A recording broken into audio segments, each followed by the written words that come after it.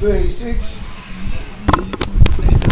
Then Super you might duper want to easy keep it pala. in the oven to cook it up a little bit. Now I'm not I'll try going to go over the the super story duper because that'll fast. waste everyone's time and it'll make this video 10 decades longer. But I want to talk about the character we play as, William.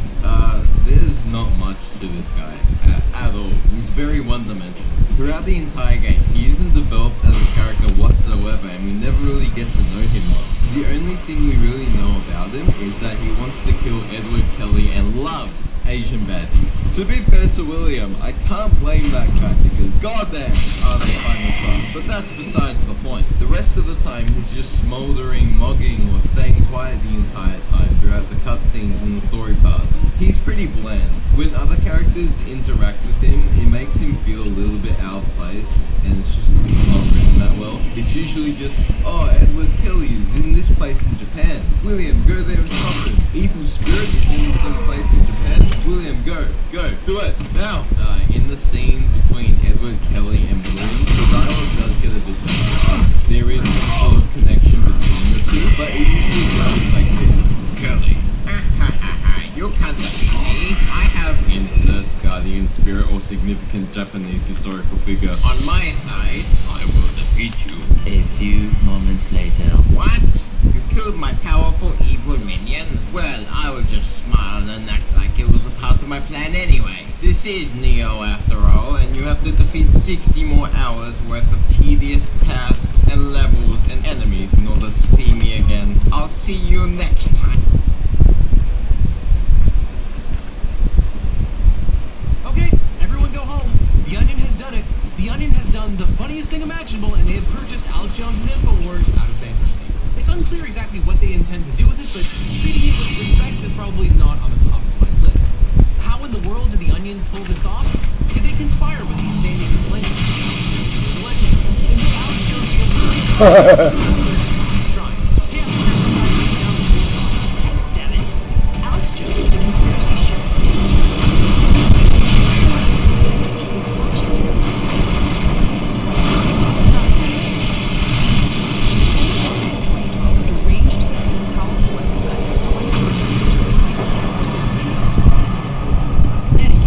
Within hours, Jones called his surviving family members crisis actors and speculated that the massacre was actually a false flag operation perpetrated by the Obama administration to gin up support for gun control.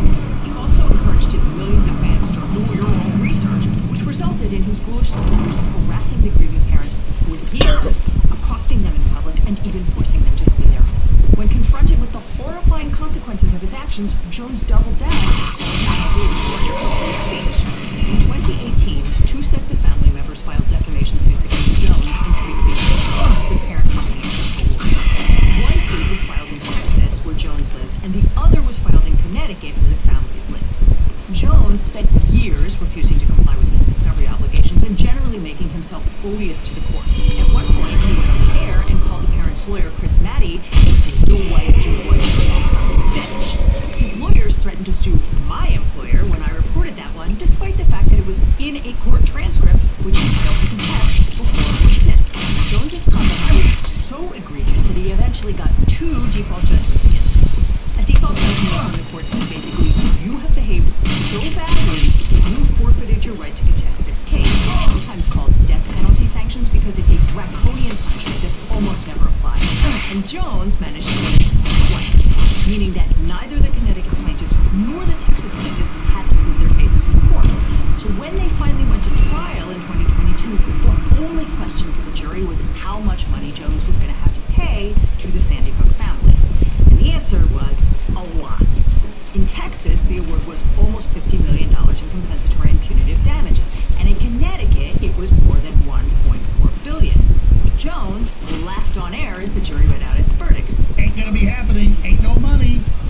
Then he moved to block the plaintiffs from collecting on the judgments, both by appealing the trial cases and by declaring bankruptcy. Now, we've done videos on the channel before about Jones's bankruptcy strategy, but long story short, Jones screwed around for a while in Chapter 11, which is the provision of bankruptcy for companies or individuals who plan to come to terms with their creditors and reorganize as an ongoing business. Only you cannot discharge discharge damages for willful torts in bankruptcy because it would be terrible public policy to allow someone to commit, say, an assault, and then just declare bankruptcy to make a judgment for damages disappear. So, in October of 2023, U.S. bankruptcy judge Christopher Lopez ruled that the vast majority of the jury awards were non-dischargeable because defamation is a willful tort, which meant that those monetary judgments were going to follow Jones around for the rest of his life.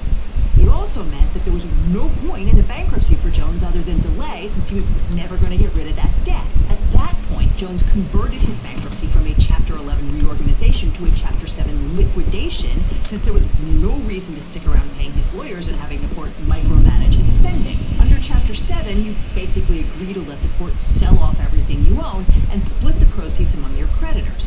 Jones owns 100% of FSS, and so on September 25th, Judge Lopez authorized the bankruptcy trustee to put the company up for auction. When Alex Jones converted his bankruptcy to a Chapter 7, the court appointed a trustee named Christopher Murray. Murray is a highly experienced bankruptcy lawyer whose job here is to sell off Jones's assets and divide up the proceeds among his creditors. Murray hired the auction company Transon 360 to begin selling off FSS in November. Goblin troll Roger Stone made noise about buying it, and progressive media outlets The Barbed Wire and Media Matters also expressed interest in purchasing pieces of the company. There was also a suggestion on social media that reporter Ben Collins, who had just purchased the satirical website The Onion, had the opportunity to do the funniest thing ever. Murray planned for a two-stage auction. In the first stage, Transon would sell FSS's intellectual property, which was divided into two major buckets. The first bucket contained the InfoWars media assets, such as the product rights, domain names, social media accounts, subscriber lists, etc. The second bucket contained the InfoWars store, including domain names, product trademarks, the e-commerce platform, and the customer and vendor lists. In the second stage, they planned to sell the company's physical assets, so the microphones, screens, desks, company vehicles, basically anything you can put your hands on.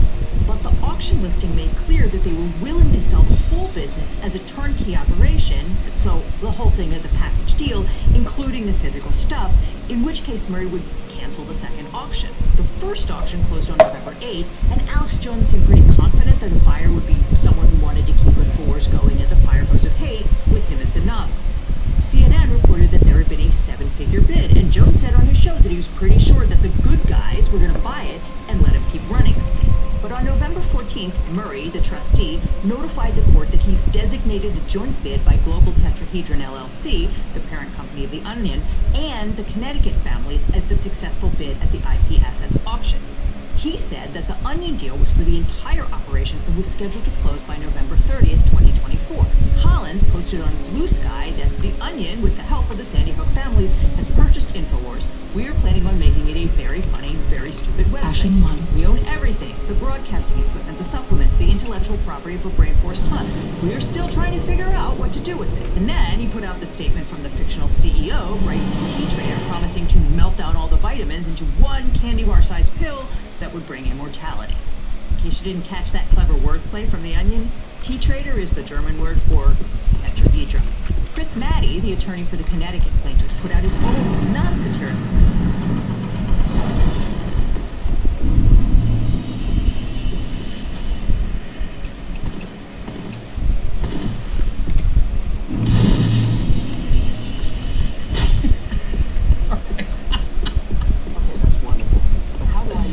Look at this thumbnail, dude. Look at this thumbnail.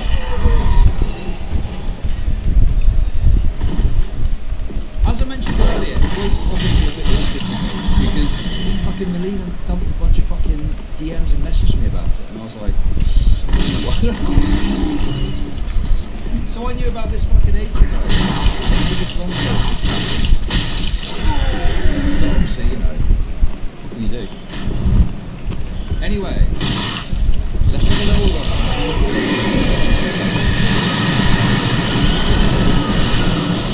Clothing, for instance.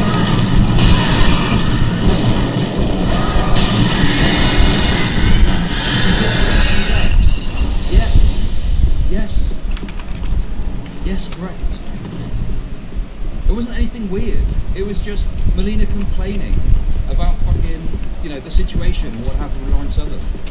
Or not like somebody. So somebody could play something. We got stuff. We got stuff. By way of short preamble, some weird, probably schizophrenic person, possibly Stephen Vanilla. Guys, so basically, after I'd leaked, leaked is the wrong way of putting it, okay? I was just purporting and talking about a fucking schizo conspiracy theory that I'd read about on Kiwi Farms, okay? So, I'd read about it on Kiwi Farms when I covered the fucking Mr. Girl article, okay? I spoke about it and I mentioned it, right? Because it was kind of funny to do, even though it was a bit naughty, okay? And then afterwards, Melina messaged me and said, like, you know, what was it? It was something, I don't want to leak all the fucking details, but she was basically upset with me for having mentioned it. And I was thinking, like, I only fucking said a schizo. I didn't fucking know 100%. I just said a schizo theory. I just said a schizo theory that I'd heard on Kiwi Farms. That was it. And yeah, then she like totally spurged out and started posting, you know, a bunch of DMs between her and Destiny talking about it. And I just, you know, I was not interested in all of that. I was like, look, you know, I just fucking said what I said and that's it. I just want to talk about the drama publicly available. I don't want to fucking get into relationship Fat fuck. problems, you know. But I tried to be nice about it. But yeah, I didn't leak.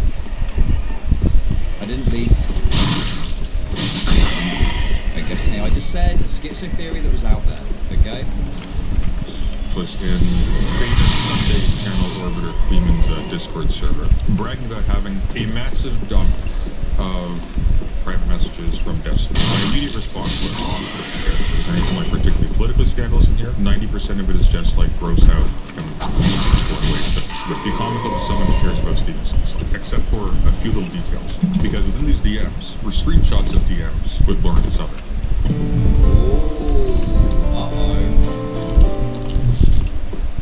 Lauren Southern is a very famous white nationalist political activist at the Bro, yeah, okay, it's bad, fucking away. Okay, yes, correct, bad. I don't care about that though, I don't care about the fucking political analysis for this.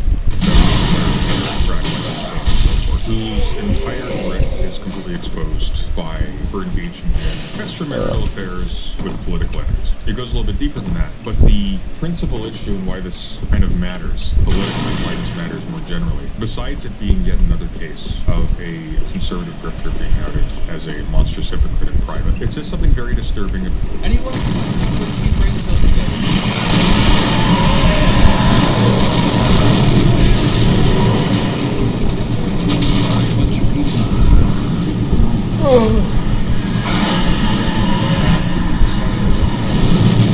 you know? Like, obviously, no, because some people acted like it didn't happen when it did.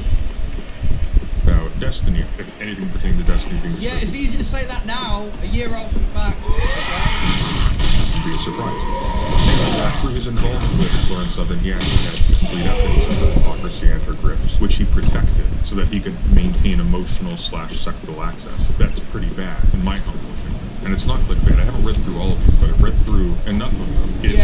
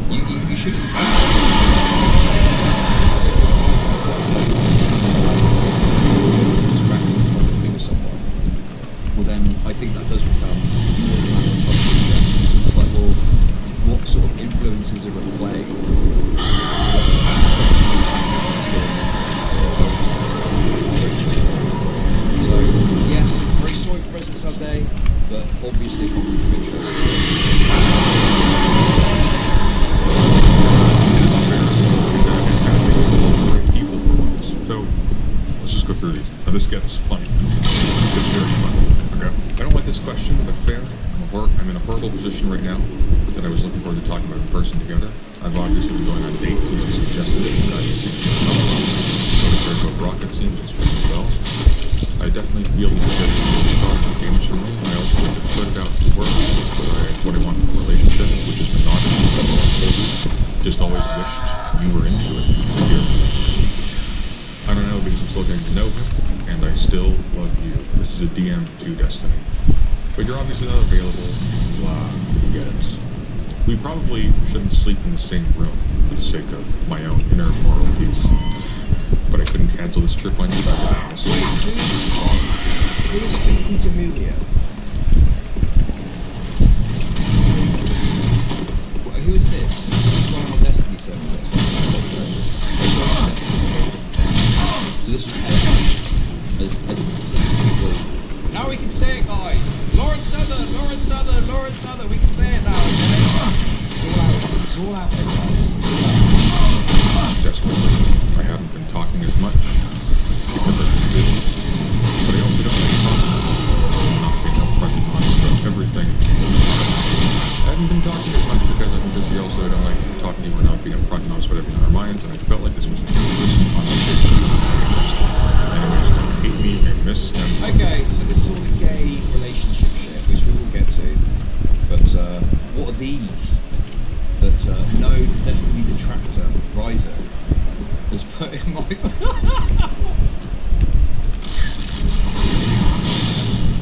Oh no. My former master. As a previous orbiter, I'm forced to look at this. This is terrible.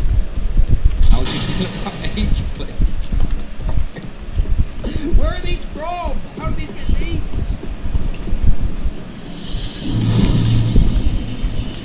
Who is this to? Is this to Lawrence Southern? Is this from the Lawrence Southern? What is going on?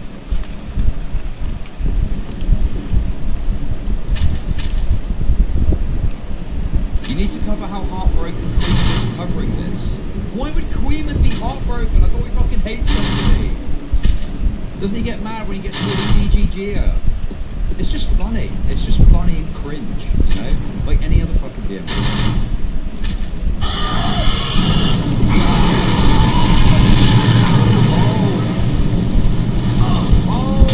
Right, okay. I didn't hear about this.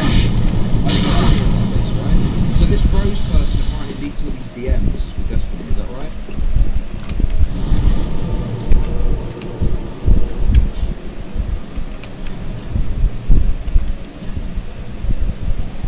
I think that's how the Lawrence Southern stuff got leaked, because this Rose person just dumped all the fucking Lawrence Southern logs too. Right? Is that something? Why did Destiny send Rose the Lawrence Southern stuff? What was that about? Destiny leaked Lawrence Southern messages to Rose. Why? I'm curious, have you all plugged on stream yet? No, I'm so fucking paranoid I'm gonna end up swallowing it inside of me, lol. What? What's he doing, bro? Destiny what? I mean, what exactly? I don't know, this is just fucking... Dude. So, wait. This is the one with the plug. Wait, what? That's crazy. Also, the other thing with the age play thing is who's who and that doesn't matter. Who's who? Who's the old one and who's the younger one? Wait, dude.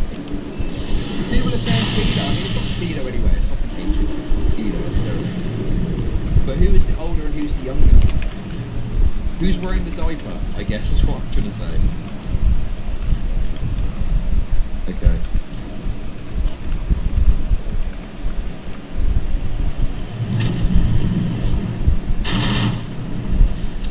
Okay, sorry, finally away.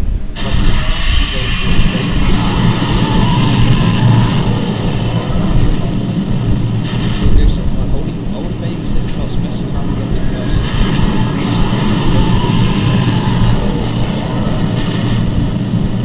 So sets a younger card, girlfriend has got nice dick and stuff, out and everything, then starts bringing every girlfriend to fucking one by one.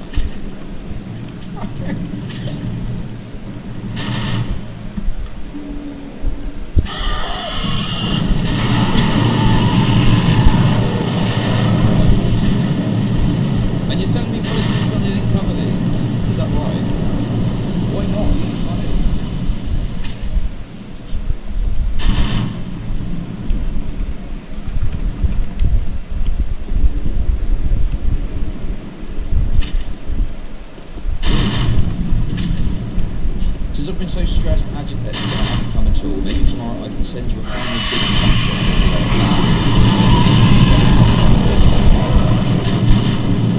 Now listen, I mean, it's a full twist of fate.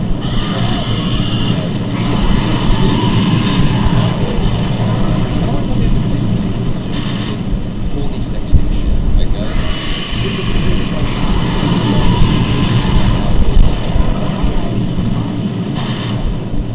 It's obviously very legitimate.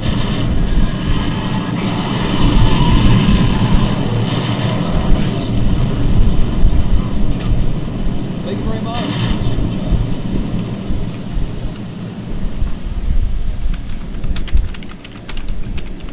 And then this one. It sounds so stupid, but I've never actually been turned down by someone I've shown myself to before. What does that mean? Oh, it's extremely like degenerate and insane, of course. Don't get me wrong, okay. but yeah, that's crazy. Dude, Destiny is so fucking reckless when it comes to women. I mean, listen, we've all made our mistakes, okay? As I say, been there, done that, got the t-shirt, okay? But this is like a very insane level of flirting and sexting and shit that you're having with someone on your, which is a very prominent profile, and now it's leaked, and people are obviously gonna just look at it and go, what the fuck, dude? Also, why